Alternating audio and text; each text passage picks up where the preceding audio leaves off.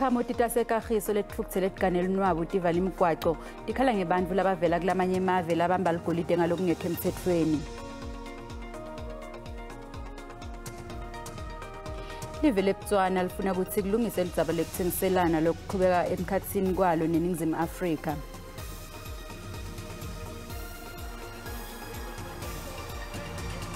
Umsubathi wakuleli akanisimbine uthiwe netisekile ngekutfola imendlela kule mdlalo ye-Commonwealth libanjelwe eBirmingham nanobe yahlulekile ukuthi atfole imendlela yegolide.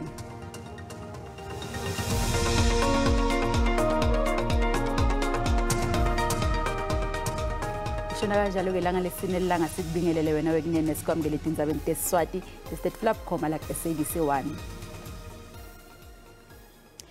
Takhamuti tase Kagiso Ukhatsetekile nwabo tivale imigwaco tikhala ngebantfu labavela kulamanye emave labamba ligolide ngalokungemtsetfweni. Tikhulu temaphoyisa tikhulumisane nale Takhamuti kanzi lamuhle ebusuku taba nekuphenywa lokwentiwako kude kuboshwe laba labangena timayini ngalokungemtsetfweni. Emalungu emphakathi ayosita kukhomba tindzawo lapho kungenwa khona itimayini ngalokungemtsetfweni. Emaphoyisa asebenzisa tinhlavu mbumbulu ukuhlakata Takhamuti tase Kagiso ngaphasi kwamasipala weMogalem letingene lombhikisho ekulisana nebantfu labachamuka kulamanye emave labemba igolide ngalokungekho emtsetfweni. Le Takhamuti tisola labantfu ngebugebengu lebenteka kulendzawo lokufaka ikhatsi kucekeza etindlini kudlengula nekubulala. Litse emaphoyisa ahutfula tinyawo kulwisana nalesihlava. This is a peaceful march. We have noticed that the police is not assisting us. West Rand came together, we have organized ourselves, people did not go to work, so we said let's go ourselves and see what is that exactly is difficult for the police to execute. Kushizwa imikhukhu lokusola ukuthi yalabantfu labemba ligolide ngalokungekho emtsetfweni kanti-ke labanye bayizwe emaphoyiseni. Zimbabwe. So nizalani nizofike nini la? Mina ngiyafikile le uyu le Takhamuti Ukhatsetekile nwabo tibese tilibangisa kulenye timayini lapho kukholela ukuthi kunebantfu ngekhatsi kwayo lebemba ligolide ngalokungekho emtsetfweni. Bakhona abanangaphathi ngelight nje kuphela. Ilight uzesibatholo umgodi hamba kakhulu ubhekele. Lisekela lekomishana wamaphoyisa eGauteng General Daniel Mthombeni uthi amaphoyisa abe nemikhankaso lemene ngaphansi kwalo masipala kulisana nekwemba kwegolide ngalokungekho emtsetfweni. My response is that we had quite a number of operations within West Rand for illegal mining, and recently we had a well plan which is executed by the provincial commissioner himself. A few days back, the Minister of the Police, General Tale, was part of the operation. So having said that, even today, in terms of the problems which came out here in Salt City, informal settlement, the police came in, we deployed the specialized unit in a form of a search and rescue, the K9. They managed to rescue people who were shackled. 19 people were rescued. We took those people to the police station. On processing those people, we find that these people, they are illegal foreigners. Imvuselelo lobisi kuTindzaba SABC eJozi.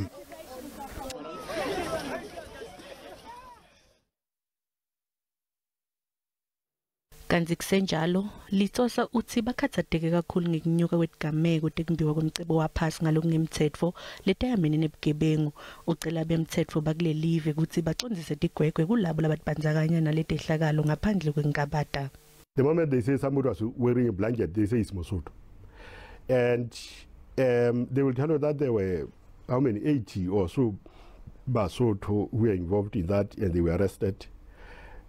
Another piece of information will say, no. They are not all Basotho. 50-something of them are from another country. Basotho are something like 11 or something like. So we are not going to take those speculations. But really, criminality does not have a nationality, does not have skin color. If something is criminal, it has to be treated as such. Indvuna yelitiko letasekhaya ithi kuvulwa kabusha kwemahheke lahlanu langaphithiteli labevaliwe ngesikhathi se-COVID-19 kutakwetfula umthwalo etimpilweni tetakhamuti letisebenzisana nemave labomakhelwane malangonke. When somebody goes to another country through proper channels, it is very likely that they are going to behave well. But if they go illegally, it is very likely that they are going to behave in a manner that will not satisfy the neighboring countries. Lamahheke aqala kusebenta kusasa lokusako kanzi afaka ikhathi iPega Bridge lihheke lesephapho kanye neramotelisi ukubala lambalwa. Sikubutile ke mbukeli ukuthi ngabe kucelwa phasi kwempahla kusisombululo yini nangabe kuvakalisa kukhalo ngemibhikisho. Lenva yokuthi abantu nangukuthi bafuna ukuvisa tikhalo tabo babese bashisa impahla noma bacekela impahla yomphakathi. Mina anguboni kuyinvolonte ngibona nje kuyinvule yambisana nekungacabangi ekhathi. Uma ngabe utoshisa ikliniki kusasa lisito le-30 dollar. Mina ngibona ukuthi kuwumbono omuhle ukuthi sicekele impahla yethu phansi ngoba kusasa masishisa ibhedlela masishisa idrata kusasa sizobe sikhala sithi kunama potholes nakubhikishwa angiboni kumqondo lomuhle mine kucekelwa phansi timpahla ngoba lokho kumosha lokho kuyawisa umnotho kunhle nangabe sinetikhalo nangabe sinetinkinga sitibhekise kulabantu la sinenkinga nabo. Kubula obungachazeki uma ngabe somphakathi soshisa izinto esesinazo ngokuthi sikhalela lezi esingenazo.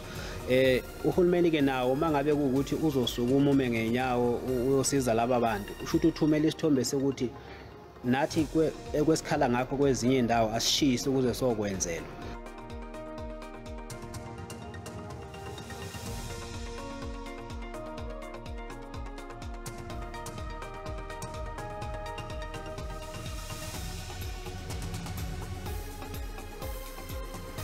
Imibono ke yebabukeli eSABC angekithwese ngekudiphendula ngayo.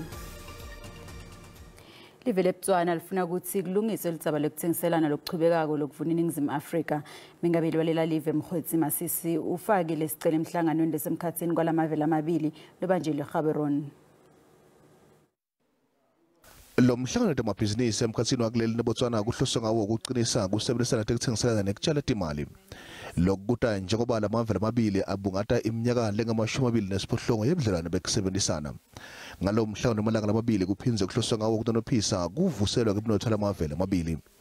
Akhuluma bengabelisile Ramaphosa uthi iyamjabulisa indlela ekukhula ngayo ukutsengisana nekutjala timali kulamave kepha uthi kusekunengile kufanele kwendiwe ekusebenzisaneni. South Africa's investment and trade with Botswana has been growing by leaps and bounds over the past few years, and there has also been growth from the Botswana side towards South Africa as well, particularly also in relation to investments by Botswana into South Africa. Kepha kutsengisana nemkhatsini kwalamavela amabili akulingani njengoba iNingizimu Afrika yona ingetulu ngekuthumela impahla lengetulu kwa-200 billion rand eBotswana bese kuthi iBotswana yona ithumela kuleli impahla lengetulu kwa-30 billion rand.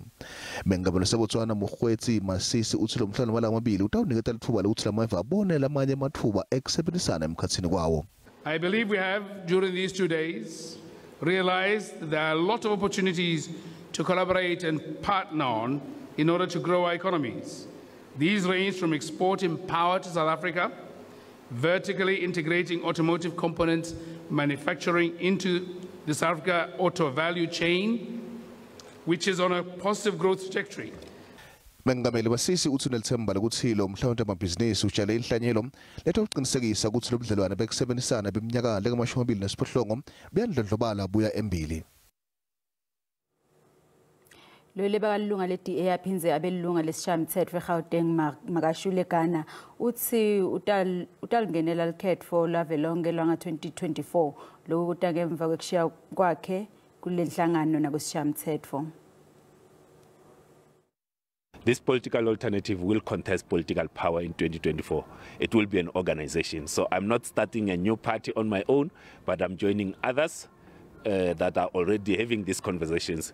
Labashiya ngaphambilini ku-DA bafaka ekhatsi lindiwe mazibuko Musimaimane Herman Mashaba Phumzile Fantam Bongani Baloyi Mbalintuli nyalo ke sekushiye Makashule Gana kule minyaka lemithathu lengcile Gana wangenela umgcutselwano wekufuna sikhundla sekuba ngumholi walenhlangano lapho khona bekagcutselana na Johnston Hazen ngesikhathi sabutwa ukuthi ingabe utawuyishiya yini lenhlangano afana labo labayishiya ngaphambili belibala lelimnyama Gana wagcizelela ngaleso sikhathi ukuthi angeke ayishiye lenhlangano kepha ngemva kokushiya phansi kwakhe uthi akati soli.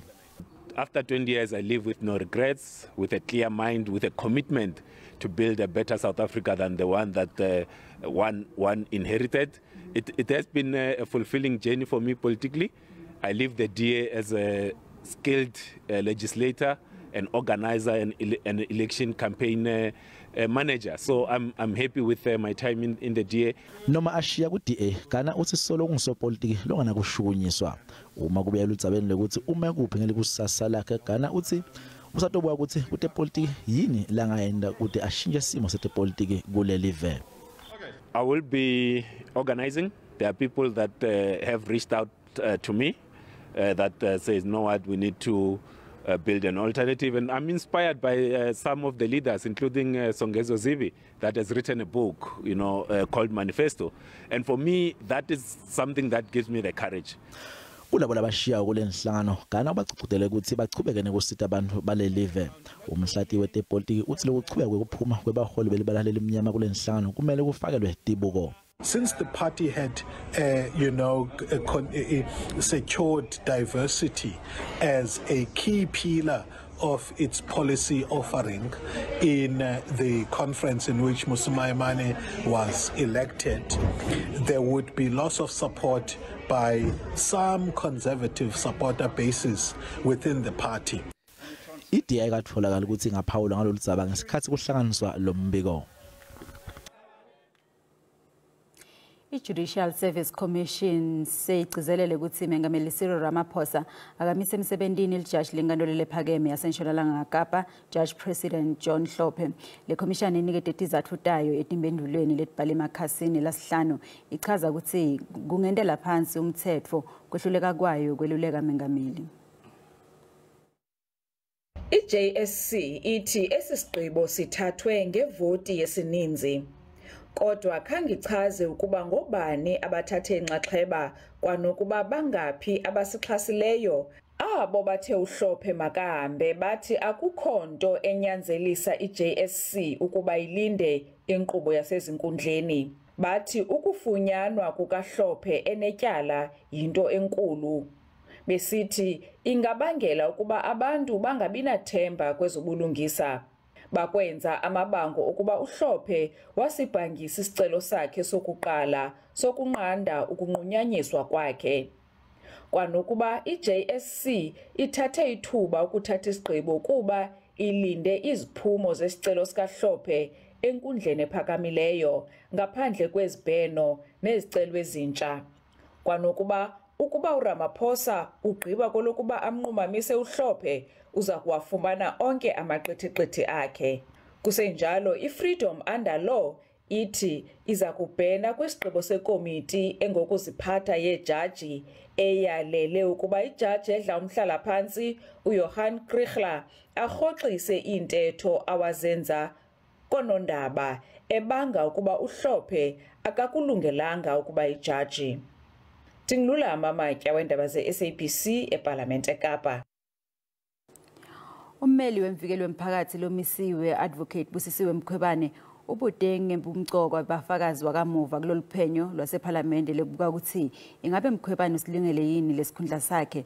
Umphathi lomkhulu ehovisini lemvikelo wemphakathi ba-neshundzi bekasata uthula abafakazi bakhe ngalesikhathi ummeli waMkhwebane advocate Dalimpofu aphakamisa lo mbuto kepha ke baholi balolu phenyo basijike ngelifastelo isikhalo saMpofu. To the motion. Usuku lwanamhlanje luqale ngesikhalazo esisuka kumagqwetha kaMkhwebane ebonisa kuba ubungqina bengqina lanamhlanje alungqamelananga nomsebenzi wale komiti.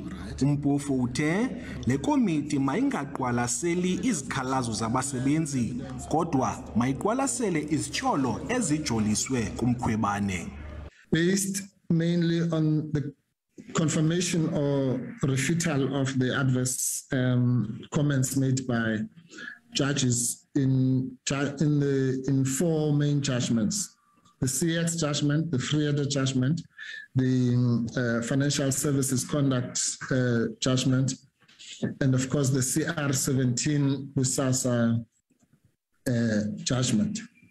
Usihlalo wale komiti uthe elingqina lingaqhubeka kodwa umbutho weGood uvelise inxalabo yokuba namanye amangqina angaphambili avelise ubungqina obunganqamelananga nalomsebenzi wale komiti.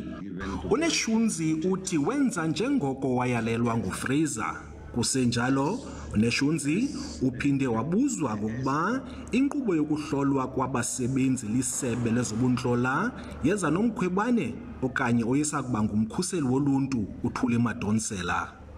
uNeshundzi uphinde wavuma ukuba abasebenzi kwiofisi yomkhuseli woluntu kufuneka bakwazi ukujongana neengxelo eziyimfihlelo ephendula imibuzo engqamalane ne-CR17 kwaye nophando lokubiwa kwemali kwifama kamongameli iPhalaphala. Umsebenzi wale komiti usaqhuba. Budlelwane Philip, SABC News eParlamente. Ihlehlisiwe licala lalaba labasolo ngekubulala Wandile Bozwana enkantolo ephakeme yaseGauteng ePitoli.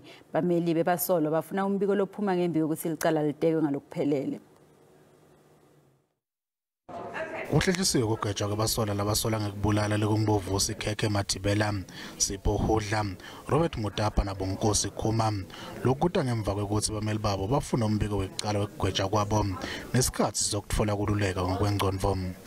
The officers of CMAX being present when we tried to consult, they would not move. It is severely impeding your efforts to consult with your clients in circumstances where, of course, your consultations are supposed to be only between yourself and your clients. Labasola batfola banelicala lekubulala Bozwana nekulimata umlingani wakhe kutemabhizinisi Mphobalo ngenyanga yembala 2015. Inkantolo ibatfole banelicala ngemva kwekutfolakala kwebufakazi kumfanekiso we-CCTV, bufakazi lobutfolakala etingcingweni tabo nekutivumela kwalabanye. Inkantolo ivumile kutsi lelicala lihlehliselwe kumhlati nge-21 enyangeni yeNyoni. For the reasons that your counsel cannot consult with you in prison, and the fact that your counsel needs an expert report for the purpose of sentencing. So it is because of those 2 reasons that we cannot proceed with the sentencing process today. Labameli banikete kudzimati kube ngumhlati 14 enyangeni yeNyoni ukuthi banikete umbuso umbiko lobuya kuchwepheshe labasola bagcine esitokisini. Sikubeka lapha ke dala muhle nasibiti tolo ukhona into zakhe mathebula nesimo selitulu mfale kahle.